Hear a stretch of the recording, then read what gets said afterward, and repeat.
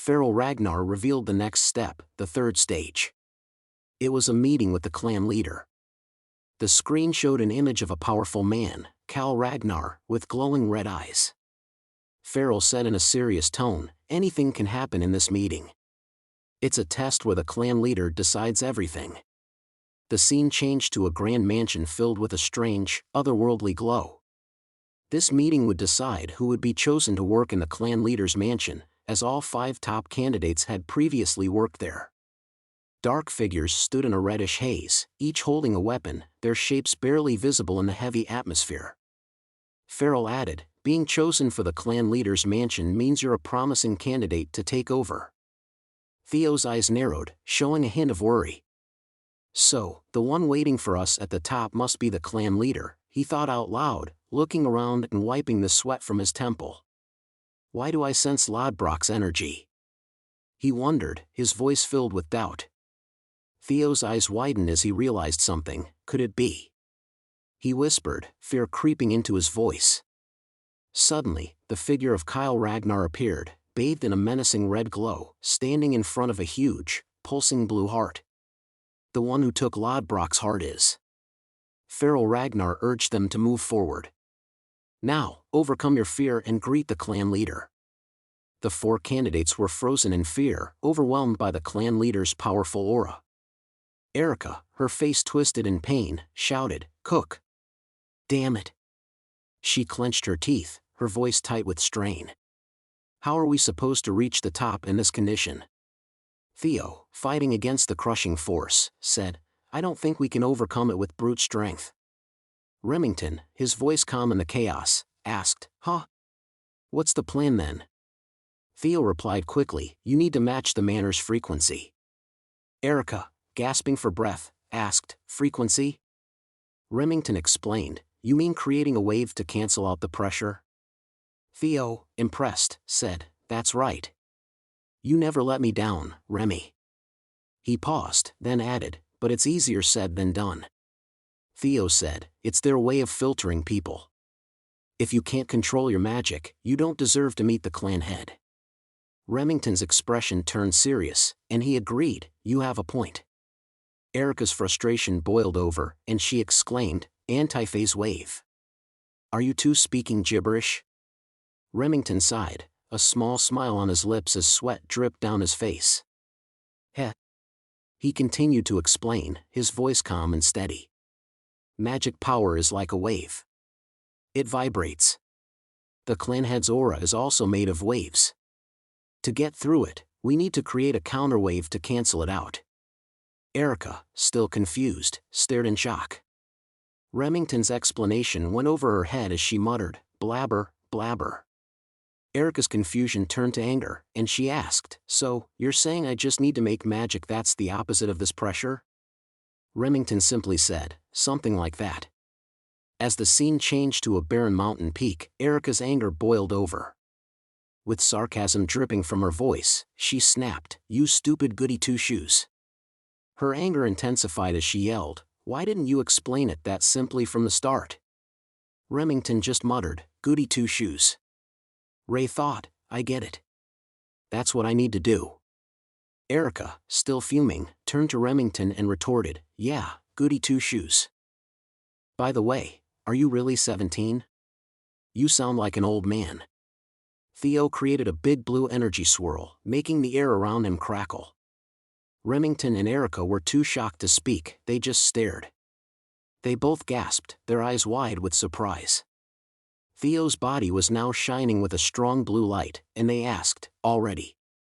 Theo's eyes were full of determination.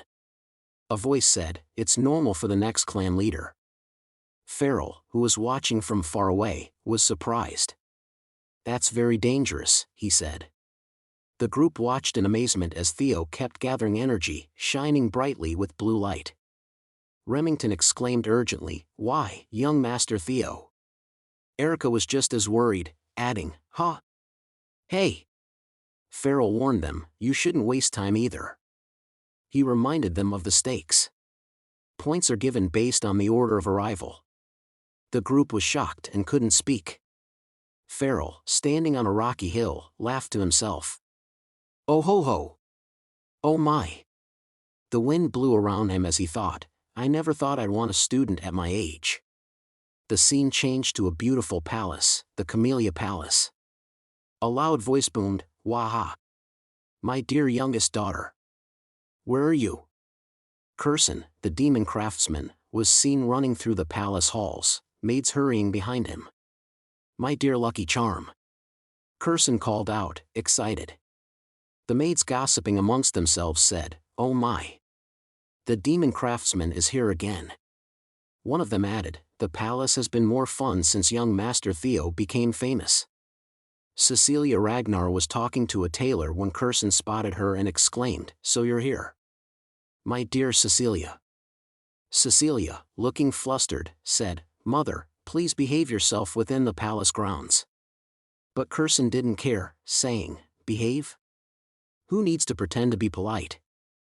They proudly announced, I'm going to be ridiculously rich. Cecilia wasn't impressed, asking, Weren't you already rich?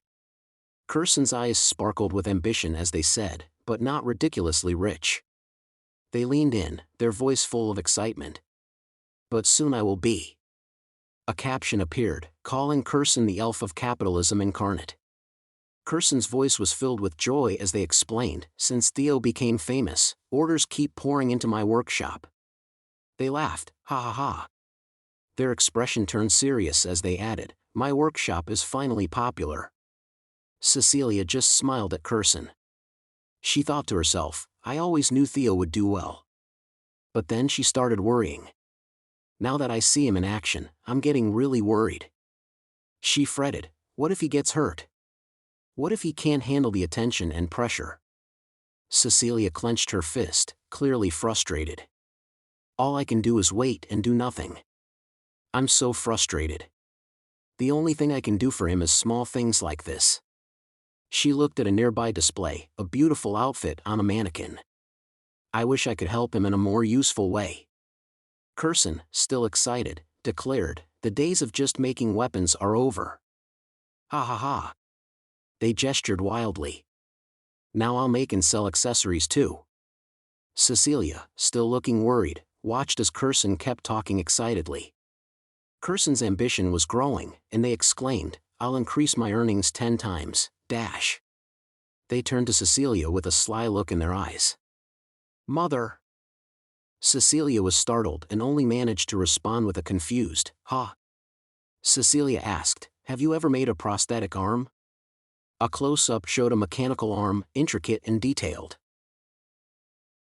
Kyle Ragnar's voice boomed with laughter, ha ha ha ha ha. He says he's the next clan head. He laughed loudly. I like your confidence, Theo. A raven sat on his shoulder, watching the scene below.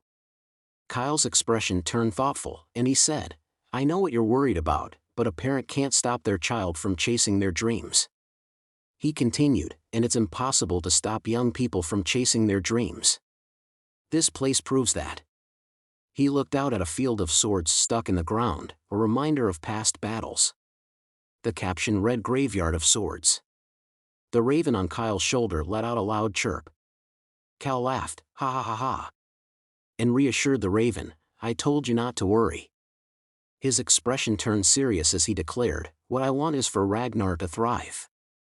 His voice echoed across the empty landscape. I'll take care of anything that gets in the way. Like this. The wind howled around him as he added, Nothing is set in stone yet. The raven stared at the horizon. Kyle's eyes filled with a dark determination as he said, Even if my own son. His gaze narrowed, his voice hinting at a threat. As Theo rushed forward with incredible speed, Kyle's voice filled with dark intensity, concluded, Is a regressor.